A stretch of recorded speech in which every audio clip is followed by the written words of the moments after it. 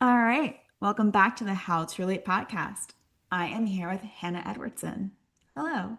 Hi, thank you so much for having me. I'm so excited. Of course. Thank you so much for coming on. Yeah. Yeah. So I know you as Counseling with Kiddos via Instagram. Yes. Yes, yes. So you work with kids mainly. Yes. Okay. Registered play therapist. Yep. Why play therapy? Yeah. So I actually started in play therapy when I was a kid. My parents, when I was like six, seven-ish, went through a really high conflict divorce, really nasty custody battle. So I actually, this was like very early 2000s, like probably 2000 on the dot. So play therapy wasn't really well known. I was from like a really small town. So it wasn't necessarily the play therapy you may see today. But it was just like very child-centered. There were some toys. I could like just be a kid for a second. And I don't remember a lot about it other than like this was just a place for me. I didn't have to worry about all the big scary things out in the world. I could just be a kid. So I wanted to be able to give that to other kids. And then through like my college experience in therapy school, all the things, ended up just really jiving with like kids and teens, and then just kind of turned it into learning about play therapy, um, and just kind of became a play therapist from being a kid in play therapy. Oh my gosh. Using your personal experience to then go into a professional life. Yeah, yeah, classic therapist thing, right? It's so classic. I know. And there's the professorial thing where research is me search, whatever you're studying has to do with you in some way or how. Yes, Yeah, yeah. And I think that us as therapists definitely use our own experience to for then go sure. into our professional world. Yeah. So, what age groups do you typically work with? Yeah, so right now, most of my clients are between like 4 to 10. The youngest that I have right now is 4. I do have some adults, so like my oldest client is 50. So I span across, but most of them, I have a big group from like 4 to 8 or 4 to 10. I have a few teens, from like the kind of like a little bit of tweens and then mostly teens, and then like two adults. So, but most of like my like bread and butter, especially with play therapy, like my sweet spot is that like 4 to 8 kind of age range. Wow. Okay. So, you work with young kiddos. Yes. Yes. Okay. My start out in therapy was doing in-home family work. So we would typically work with younger kids. And it was I thought I maybe would want to work with kids. And it was Uh-huh. my experience and exposure to then say I would rather work with adults. So Yes. so that was my take. But so when you're working with kids, like what are some of the things that they're coming in with? Like what are the parents saying that they're like, "Hey, I really want my kid to be in seeing you." Like what are some of the things that clients are saying to you when they enter the therapy space? Yeah, absolutely. So, it kind of ranges. If I had to put it like in one bubble, I would say like the main thing that we're working on is nervous system activation and regulation. But what usually it looks like, or what like diagnoses or different things parents are saying, there's a lot of like behavioral challenges. Like it might be tantrums, meltdowns, lots of big feelings, big behaviors. I have a few clients where they're processing their parents' separation or divorce. I do refer out for high conflict, just with my personal history. That's not the best fit for me. So I have some other like play therapy friends that I refer to for those cases. But typically it's a lot of anxiety. I have some like neurodiverse kiddos with ADHD, anxiety, or sorry, autism. Um, Anxiety is the big one, and then I do a little bit with depression, but it's mostly life transitions, anxiety, just big feelings, trying to figure out like what does my body need right now? And then a huge part of it as well is also working on the relationship between the parent and the child, because that's another thing I hear a lot is I don't know how to talk to my kid, or I want to help my kid, but nothing I do is working. I've tried everything. So a big piece of it is working with the kid individually, but also with the parent or caregiver of how they can support and like basically make that relationship stronger. Sure. Yeah. That you're building trust with the parents. So we working with the child to build trust with the parents and vice versa, I'm imagining. Absolutely. Yeah, for sure. Yeah. So when the like thinking about the nervous system regulation piece for kids, because I feel like we talk a lot about this with adults. Yes. What's the difference between working with kids in nervous system regulation versus working with adults? Yeah, that's a great question. So, honestly, I kind of approach it similar. Like, obviously, there's different language because their brains are still developing. So it's a lot more through play, or for example, I have like weighted stuffies or like certain fidgets where like adults can sometimes do more of like the talk-based therapy. But a lot of it is also talking to the parents about their inner child of like, hey, for example, when your kid like this is coming up for them, like this is probably triggering you to either how you were parented or another time that you were in a relationship with someone else. So it kind of like reverts back to that inner child.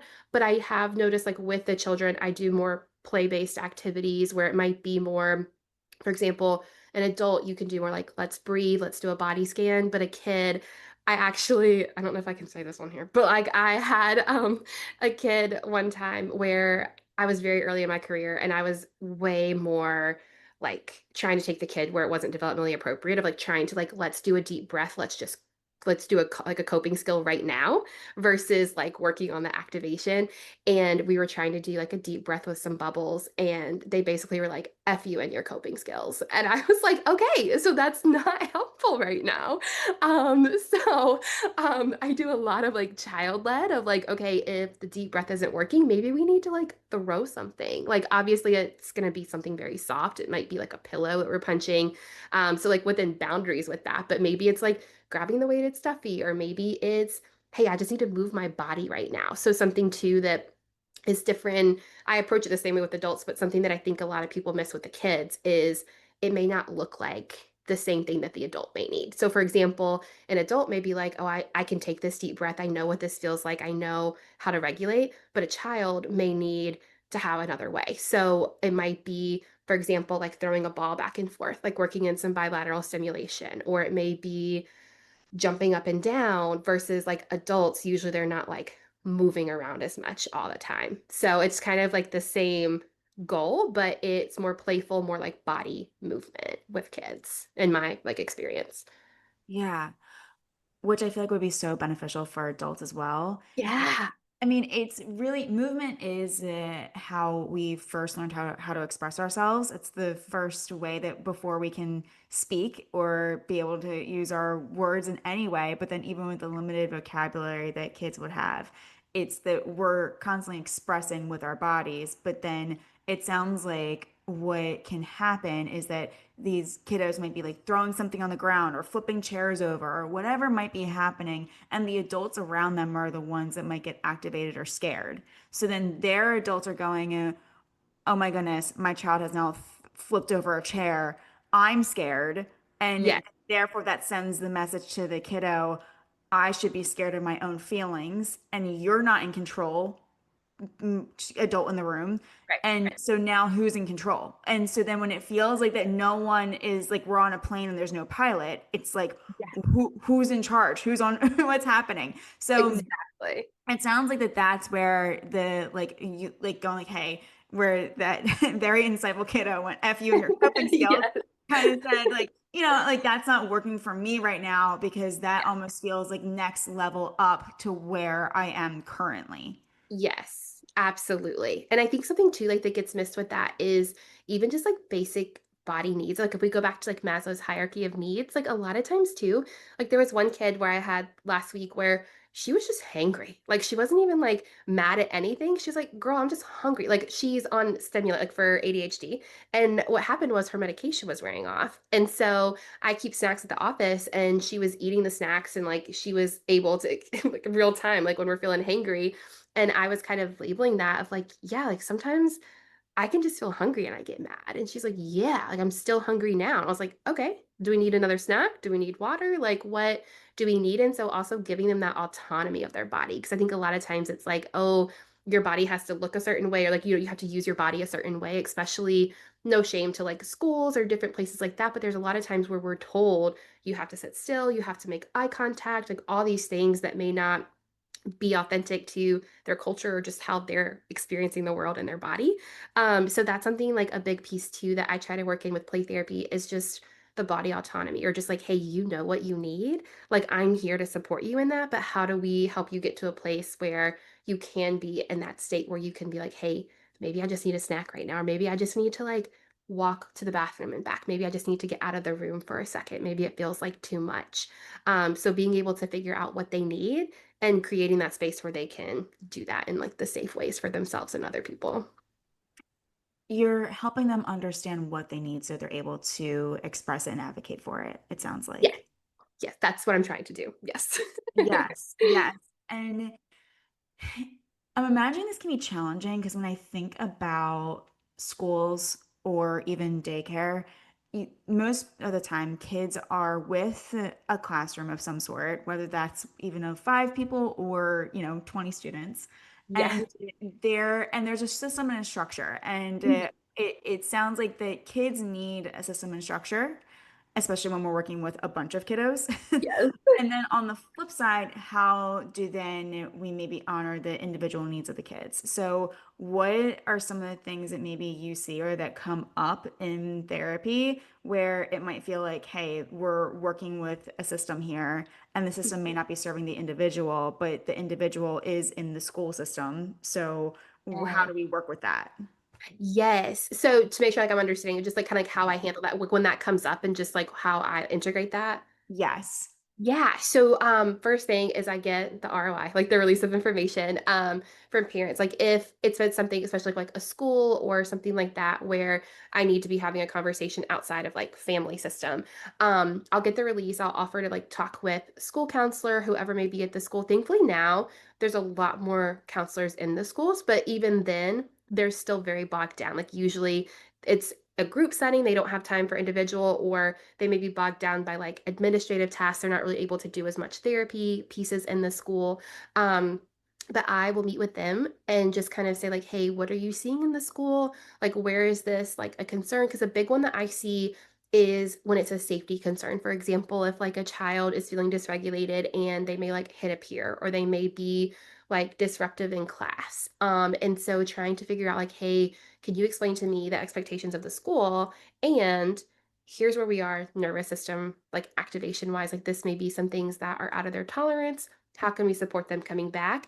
And especially with the schools, because there's so much, like, and I name it with them too, of I'm in a very privileged position where I have the child one on one and I can control a lot of that extraneous stimuli that comes up where I just have the one kid, it's not 20. I am able to take breaks during the day. I'm not like pushing through like a whole school day with them. Um, so I do like name that, but also, hey, maybe if it's like a classroom movement break, like a lot of schools have really been integrating that lately of like, maybe it's, I think they call it like brain breaks usually. But it might be a second where either they play a song, they stand up, they dance around for a second, they sit back down, just some kind of like we talked about earlier, like the physical body movement of there's so much energy stored and how do we get that flow going?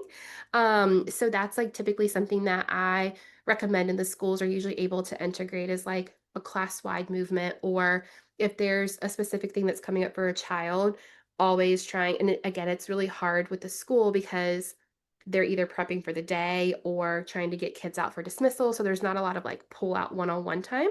And sometimes like the one-on-one conversation can actually make the kid more anxious of like, I'm being called out or I'm being singled out. Like even if I recommend supports, it may be like, well, I don't want something that my friends are going to see. They're going to think something of me. They're going to pick on me. So it's getting really creative of like, how do we have this conversation with the kid separately of like, hey, I notice this is really hard for you right now. Like, what can we do?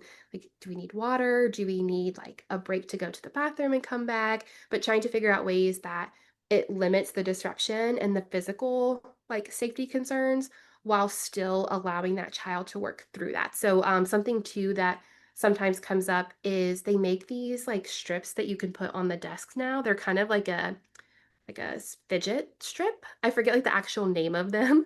But sometimes that can be helpful of like just having something on their desk they can fidget with. Because if they take in a fidget from home, it might be like the fidget spinners used to be a really big thing, and then they all got banned because kids were just playing with them. So sometimes they get a bad rep of like, okay, is this a toy? Is this a support? Um, so they make the little like strips on the desk they can have, or it might even be a lot of my kids make those rainbow loom bracelets or like beaded bracelets. And so something that they can like have where they can, it's not something they have to pull out, like they still have it on their wrist that they can kind of fidget with. But being able to figure out like what supports that they need, that they can still have that need met in the classroom, even though it might look a little bit different. Sure, where it's a self-regulation need rather than an external support need, it sounds Yeah. like. Okay. Yes. Yeah. Yeah. And then if it is like the external support, then it's kind of like, okay, like how do we, like for example, like I just sat in a school meeting a couple weeks ago for a client where it was like they were kind of like I don't want to like talk negative about the school, but basically they were seeing the behavior versus the underlying need. And so, which is so common, and I do it myself as a therapist. Like there's sometimes where I have to like slow myself down of like, okay, yes, this part is not a preferred behavior, but what is this child trying to communicate with me? Or like what need is this child trying to meet? So being able to break it down that way, we're like, obviously, yes, I understand the child cannot do this said behavior, but how do we replace it with something that meets the need? Because if we're just taking stuff away, it's not meeting that need and they're just going to jump to a different behavior. So trying to focus on like the underlying need versus just behavior modification, if that makes sense. Totally, yeah. Because I think that's actually I think really important because what I'm thinking about is when I first started doing in-home family therapy work, a lot of it felt like behavior modification. Yeah. There was behavior charts that were recommended all the time. It was how do we get the kid to change this? How do we get the whole family system to change this? Like everything felt very well, we're working with the whole system, right? Working with family roles and boundaries and emotional regulation skills and communication skills. But at the end of it all, parents want to see results, and that result wanted to be, I want my kid's behavior to change because it's so disruptive to the family and in other domains of the kid's life. Yeah. So when that would come up, I think maybe even thinking back, what often gets overlooked is that this behavior has an underlying need that's trying to be met. 100%. Yeah. And that's Yeah. coming from so, like my minor in college was ABA, like applied behavior analysis. So like Oh, I like come from a very similar background and I actually did in grad school, I did the in-home. I went into like schools and daycares and like homes of doing like the mental health play-based therapy. And I remember just like you said, it was so much, especially because all the kiddos that I worked with, they were diagnosed with some form of like intellectual developmental disability. So a lot of it was like behavior modification, school readiness, like making them like basically pulling them up to speed of like, hey, how am I like to prep you to go to school? So it was very, very focused on behavior and on like it has to look this one way and like basically conform to the other things. But then when I really started breaking that down, especially more in my like child-centered play therapy training, it was really hard for me to switch back and forth because it was so directive. And then the work I do now is so like non-directive and basically like intuitive child-led. And so that was something that really was hard in that initial switch.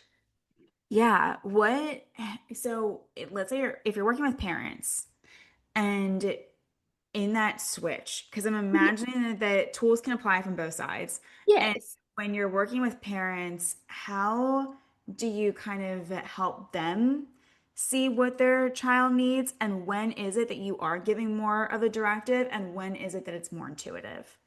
Yeah, so it definitely depends like on the individual family. And that's something that I'm learning.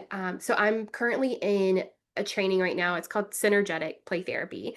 So it's Lisa Dion, and basically it's about like attachment based, like neurobiology, and then just basically a lot of like just nervous system regulation is the whole game of like it has the approach of okay, just because a child is dysregulated, that doesn't mean bad. Like that is also just communicating and like giving us information of how to integrate that into their experience. So one of the big things with SPT is figuring out the family values. Like for example, I have some parents who they are more intellectual based and they want to know the research. They want to know the evidence. They want to know all these things. And then I have some parents that are way more on the other side of like, okay, but how's my child feeling? Like I want like they're more like in tune with like that side of the brain where so sometimes I kind of have to adjust depending on where the parent is of like, hey, what's going to mean the most to you of like how you process information, how you want to raise your child. Like, sometimes like I have parents where it's like, okay, well, I need them to talk to me about this. And it might be like, yeah, I understand. And they are talking to you. It just may look different than using like full words stating the emotion. So, a lot of times it's like reflecting the themes that I see in the playroom. Like it might be like, yeah, we talked about anxiety today, or like I noticed there was a lot coming up for them, and we were like using the toys to work through that. So it may not look like talk therapy like adults typically have, but they are still able to go there in the play. And also there are times too where the child may state an emotion. Like I have these little like they're the little like kind of shaky bottles that have little emotion faces on them. And they have like there's one that's angry and it shakes really fast. There's one that's like sad and it goes really slow. And so I have those in the playroom, or even I love the inside out characters, like little toy ones. And I have those kind of near the sand tray, and kids will still use those and they know the emotions and they know like this one's joy, this is how they act, or this one's disgust, this is how they act. And so a lot of times I'll even pull in kind of some of those like inside out characters or different things from movies, and being able to relate it that way of like, hey, we are still working on these goals. It just looks a little bit different. And it also too, it just comes back to the brain development of like, hey, they are going to be able to start intellectualizing some of this and explaining some of this, but they're also 4 years old. So like it's not gonna make sense for them to sit, because also too, like sometimes as adults, like even if we feel upset, we may not know where it's coming from. We may not know what we need. It may just be like, I just need a break. Like I don't know what it is, where it's coming from. I don't know what I need right now. And so sometimes even explaining it that way of like, hey, yeah, even as adults, we may not have all the answers. We may not be able to communicate right away. Same thing with your child. And so sometimes just kind of bringing, like trying to bridge that gap of their own experience, or even thinking back to their own childhood and being able to be like, oh, yeah, okay. And just kind of still being able to talk about different ways like the goals are being met, but it just might look different than that talk therapy piece. Mhm. That you're normalizing the experience for both the adult and then what's happening for their kid. Yeah. So it's like, hey, you might not even know the how or the why this emotion's coming up for you, and just like they might not know. Yeah. But that the way you're handling it, because you have a developed prefrontal cortex and they don't, is Yeah. going to be very different. Yes, and also too, just like normalizing like the frustration or the like difficulty of like, yeah, you just want to know, like you brought them here because you care. Like you just want to support them. Like you noticed, and like just trying to like kind of like encourage them too of like, hey, even though it may feel like everything you're doing or saying isn't working, sometimes just talking to another person that's not mom, dad, whoever, they could have, you could say the exact same thing and they'll have a completely different reaction. So trying to also normalize that piece of like it can be so frustrating and so hard when you just want to help your kid. Like you love them so much, you just want to support them. And sometimes even coming in here and doing parent sessions is a lot. So like how are you doing with this? Of like, like I appreciate you bringing your child to me. I appreciate you trusting me, but trying to like take myself off the pedestal, because sometimes I feel like that can like kind of unintentionally happen of like, oh, you're like I have parents will be like you're the professional, or like you know better than I do. And I'm very quick to stop them of like I'm going to mess it up too because I'm human. And that's the whole like rupture repair of like I'm obviously not going to cause harm intentionally. Um Mhm. but there's going to be Right. times where I may miss something or I may interpret something different. Like maybe the child's trying to communicate something with me and I get it off base. And kids have no problem telling you that. Like they'll be like, girl, no. And I'll be like, oh yeah, can you help me understand a little different, like a little better? So sometimes too, even just taking myself off that pedestal, like you know your child the best. I'm here to support you, but you're the one that's with your child every day. I just see them once a week, once every other week, whatever it may be. So trying to also too just normalize that part of no one made a parent handbook. And this is their first time being a kid, but it's also your first time being their parent. And it's also really hard too when I have like parents that have multiple kids, where like it might be, okay, this child I have to parent this way, but their sibling is completely different. Or like I feel like I get it over here, but then this one, it's just really hard. And so even just sitting with them with that too, of like, just your family system in general of like where do you feel you're making like you feel confident in your parenting, where do you feel like you need some support, and there's nothing wrong for asking for help either, and just trying to like help them through that process too. Sure. Oh, there's so much here because I feel like I listened to Dr. Becky Kennedy and her work around. Yes, love her. Yes, yeah, and I think that part of what has made her work also stand out is like exactly what you're doing, which is I'm looking at you, hey, parent, this is hard for you. Like you, Yes. I think that we've definitely moved from a power over model in parenting, very authoritarian, very like I'm the parent because I said so versions of parenting, to now more like we're a system and we're Yeah. integrating into the system. But I think that where it gets like where the pendulum could swing is now that it's child led and the child then feels like it's leading the pack of the family, and we don't necessarily want that either because they're not ready for that. It's like giving that Yeah. sense of false empowerment where, hey, I'm giving you keys to a car and you have no idea how to drive. And when that feels like that child's emotions are leading in whatever behavior then is happening, right? It's like, Yeah. this child's temper tantrum is now deciding whether I go to work or not today, or whatever it might be. That now it's like, oh, but I want to do what's best for my kid. I want to give my child what they need and everything else. And it comes from like a great place and interpretation of it. And it's also like, how do we find this kind of new wave of middle ground? And I think that modern relationships, particularly modern parenting, has evolved to this. We're working with the system rather Yeah. than like kind of the power over dynamic, and trying to ensure that we're not giving kids too much autonomy when they're not ready for it.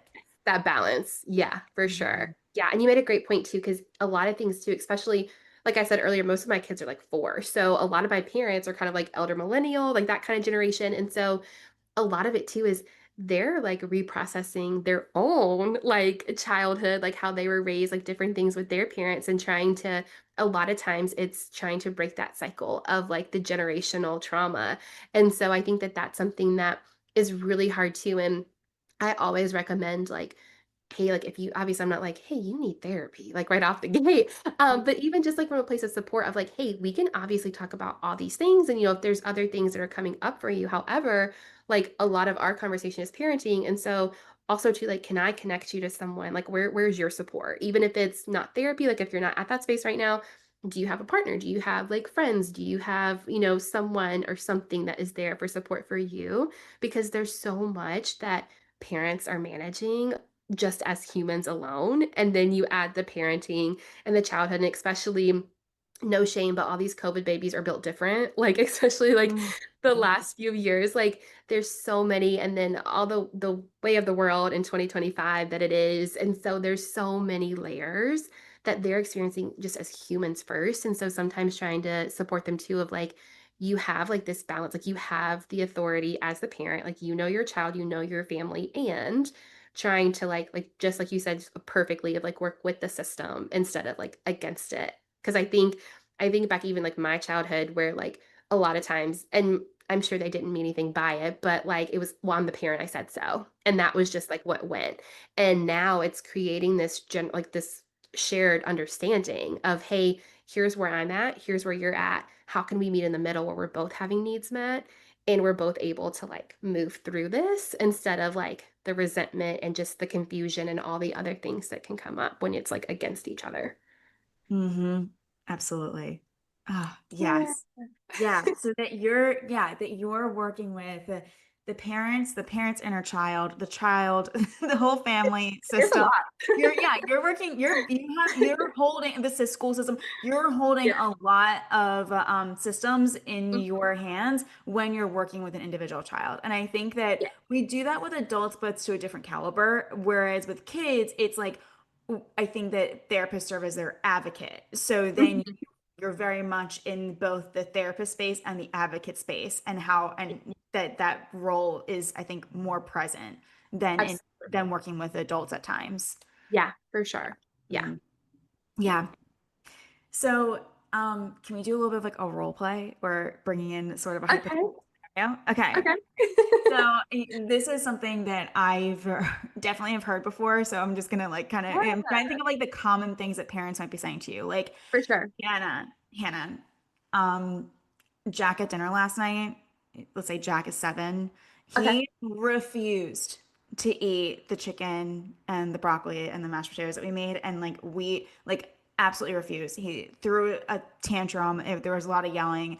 I had no idea what to do. I did not want to make him a new meal, but I also don't want him to go to bed hungry. So I got, two other kids in the family. So there's too much going on.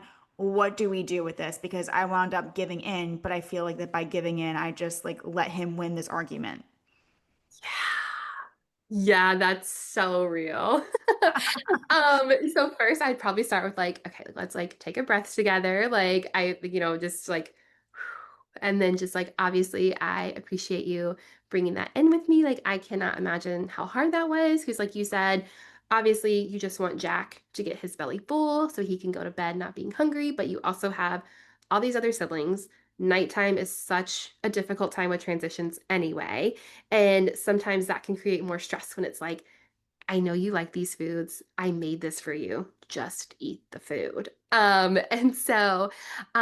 Sometimes I might suggest either if there's another food that they have, like it doesn't have a lot of like prep work. Like for example, maybe if it's like a sandwich, or maybe if it's like a snack, like if it's like I understand not wanting to create a whole like 3-course meal. But if there's like little pieces of food that they could still put together to present to him, where he still has another option of food, without having to go through that whole piece of like, I'm making you a whole nother dinner. It might even look like starting with like a snack first, or maybe it's like if we are able to like, if no, I'm not doing this food, maybe it's like a glass of like milk, like depending on like allergies and stuff, but like something that's still like kind of filling, or maybe like a yogurt where it might not be like full food, but just letting his body get something in, and still meeting that need of like hunger. And if it's like, I'm not doing this food, I'm not doing that, it might be just like two choices of like, you can choose this food that we made, or you can choose this food. These are our options right now. And so it's still giving him some of that autonomy, which will kind of bring that power struggle down.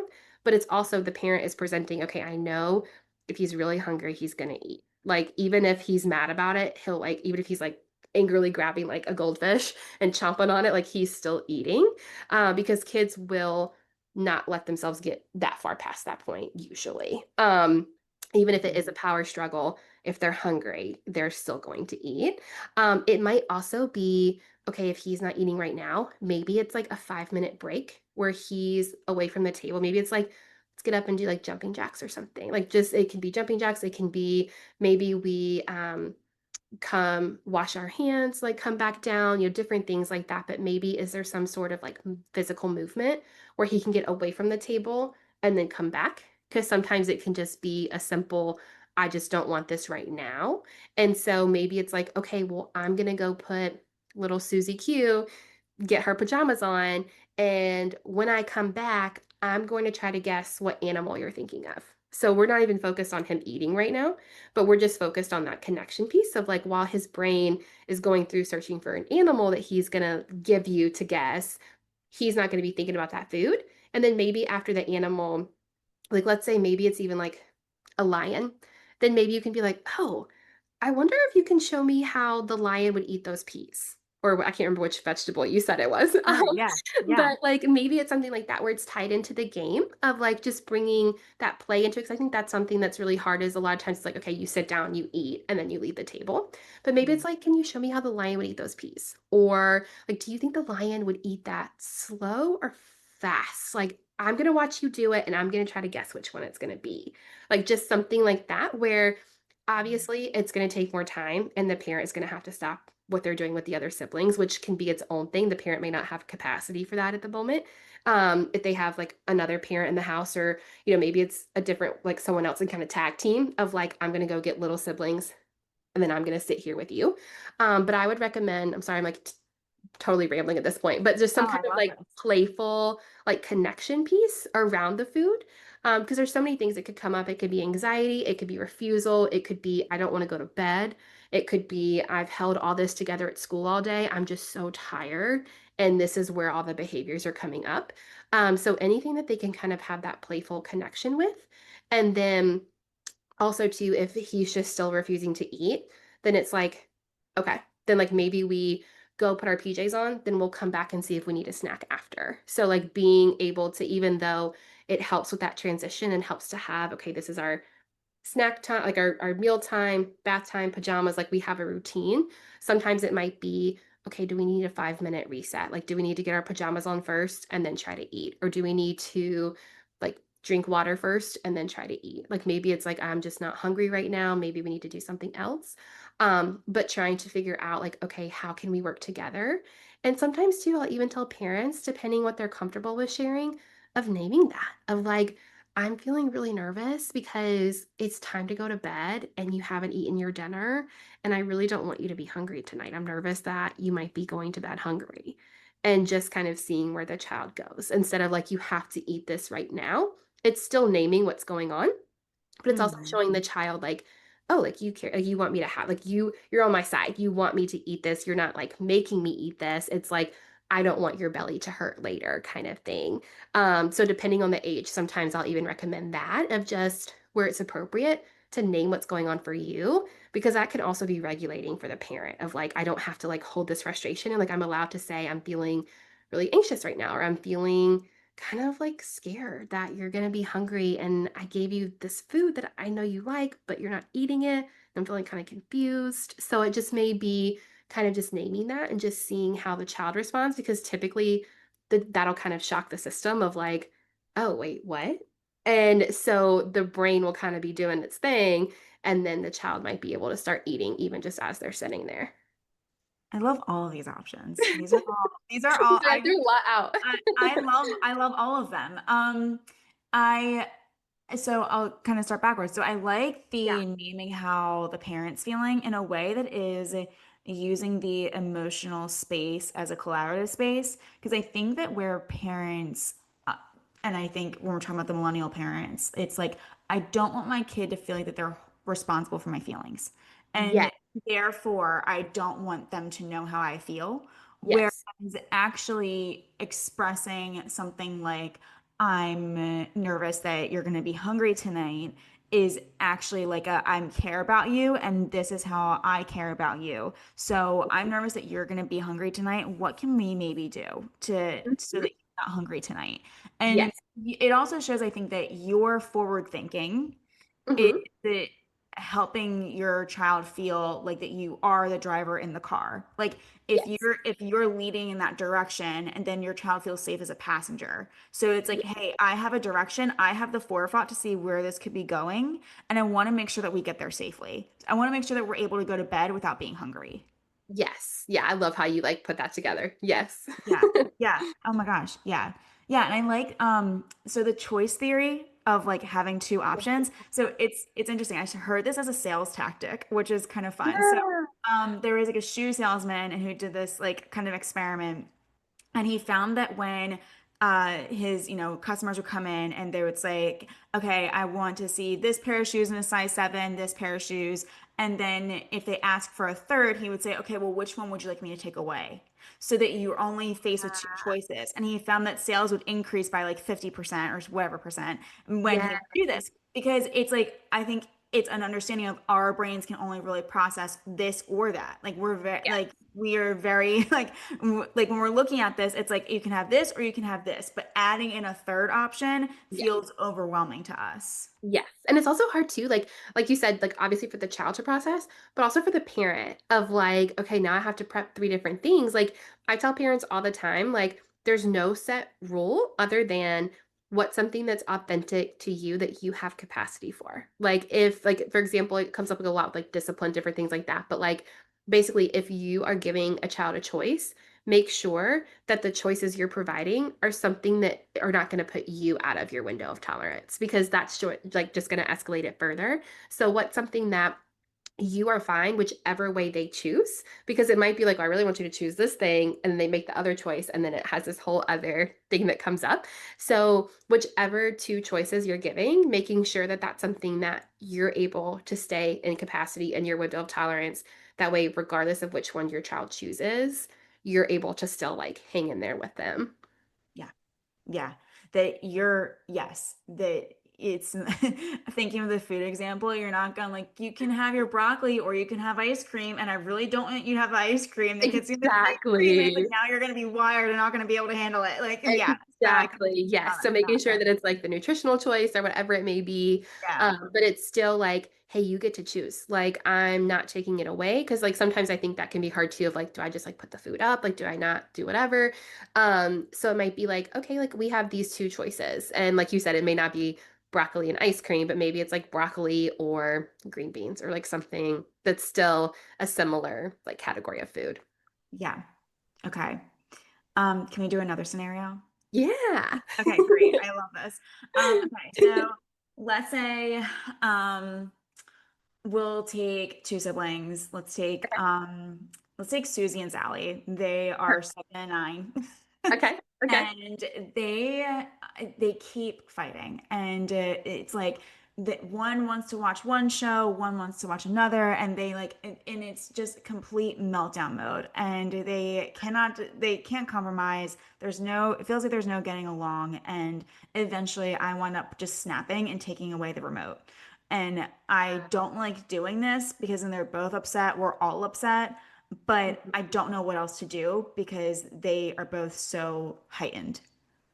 Yeah, that's a great one.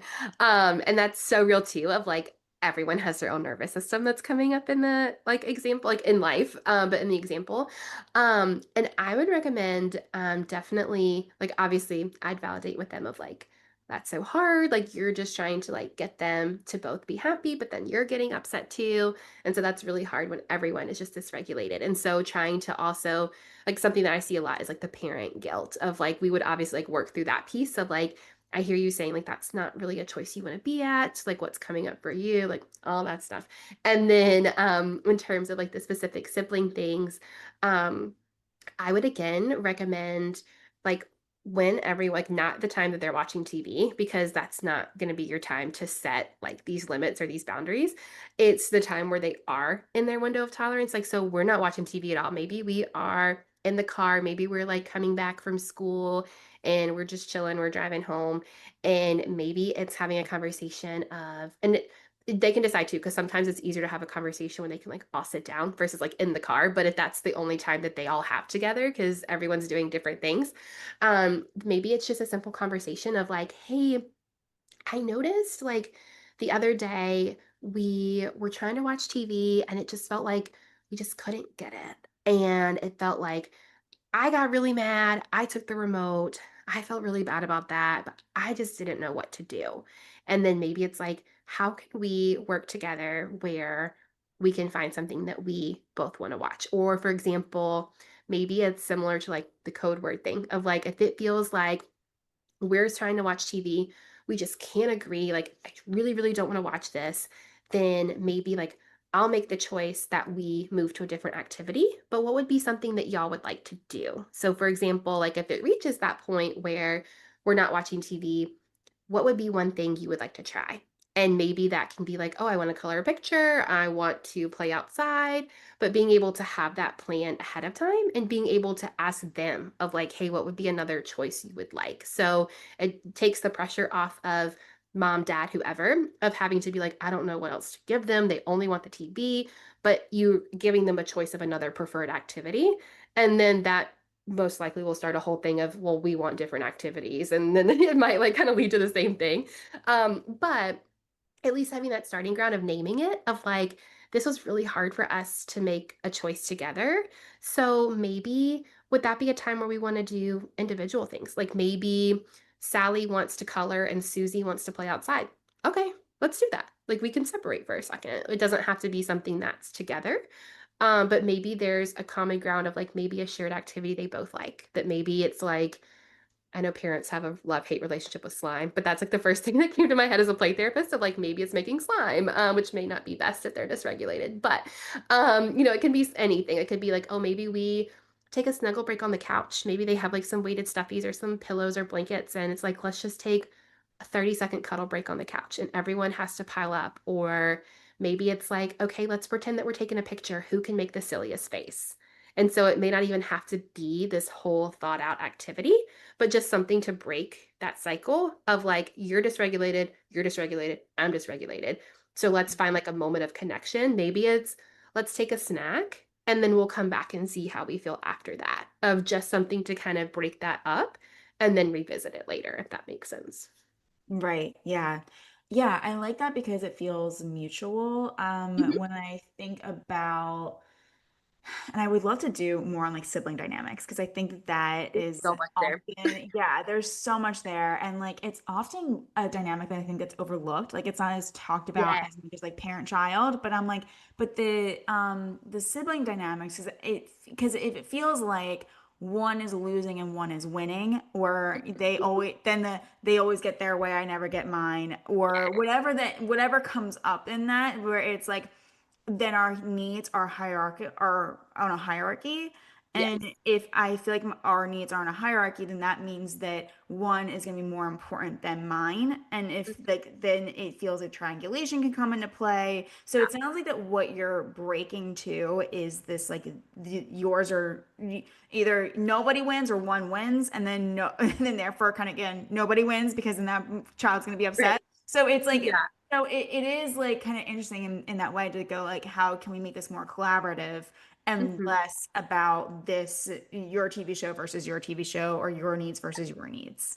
Yeah, yeah, and it's all about too, because like even and I've even like explained it to parents and also explain it to the kids of like for example, even like my teens where they may be like, oh, I my parents just don't understand blah blah blah. I may be like, okay, well when because they may be like, I don't want to talk right now, but they just want to talk all the time. And so I just kind of explain of like, hey, when we're outside of our window of tolerance, some people they want that connection. Some people they want like they kind of get their energy back by being by themselves. And so it also just brings back that autonomy of like, hey, I would like to connect, or hey, I would like a second and then to come back. Like it's not avoiding just getting away. It's, hey, I need to go over here. So when I come back, I can be present with you and being able to name that and hold space for that of whatever the child or the parent is needing in that moment. Because it may even be like, okay, maybe parent needs to step away for a second. Maybe it's like, I'm going to go to the bathroom really fast. And when I come back, you guys both think of a color and we'll see if you guys had the same color.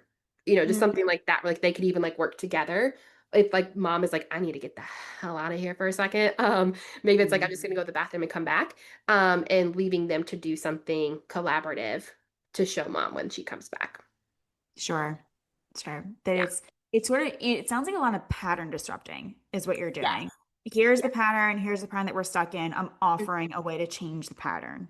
Yes. And it's also too, that's going to take time and that's going to take like, it's going to get messy. And I tell parents, just like with anything in therapy, it might get worse before it gets better because we are disrupting these patterns and we are like changing the flow.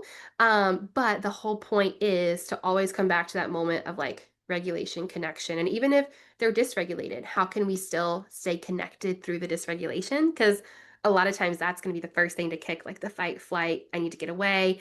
So how do I still hold space for that, even if it feels uncomfortable, and still stay connected and remember like my child or my parent under this, even though it feels really, really hard in the moment. Sure. Yeah, absolutely. Yeah. Man, I love these. Taking this with me. Yeah. Um, anything that we didn't cover today that you want to throw out there? I feel like we covered a lot. Like I feel like, yeah, Yeah, I can't really think of anything off the top of my head. I feel like I like said so many different things about so much. I probably like said too much, but not at all. I think we covered it all. Yeah, it's kind of funny because I feel like we covered so much that we're just scratching the surface because I'm like, oh my I gosh, there's so many know. more things that we can do here. Yes. So would absolutely love to have you back on because this was Oh, such a thank delight. you. Yeah, thank you so much for having me. Of course. And where can people find you? So, they my business name is really, really long. So Instagram, I am counseling with kiddos. And then my website, it's Carolina Counseling and Playtherapy.com. So it's like Okay. super, super long. But I think if you type in like Raleigh Play Therapy, it might pop up to get to like my website and see more on there. Lovely. Lovely. And are you taking new clients? Can people reach out to you? So I am doing a wait list right now. I don't know if I can like say this, but I'm in the process of expanding to a group practice. Amazing. So I do have a therapist that's going to be joining the team in the new year. So we're still like very early on, like doing all the onboarding and stuff. So definitely could start like a wait list for when they join in like January. But I am doing waitlist right now. But also even if they're like, hey, I really appreciate like the approach that you have. I really need someone right now. I always tell people they can still reach out to me. I have a lot of friends in the Raleigh area, but also like across virtual, that also do really similar work. So even if it's like, I can't support you right now, I want to get your like child and your family seen. So even if it's not with me, I also love to send them to like local people as well, of like people that I trust and people that do like similar work, because I understand sometimes people can't wait on a wait. Like if you're reaching out for therapy, you need support. So as much as I would love to have the wait list, there also is the option too if they're like, hey, I just really need something right now. Like I really need some help. I'm always available to connect them to other people. Amazing. Oh, you're such a great resource. I'm so happy to have you locally, area, and on the podcast. Yes, thank you so much. I appreciate it. Yes. And until next time, everyone, stay connected.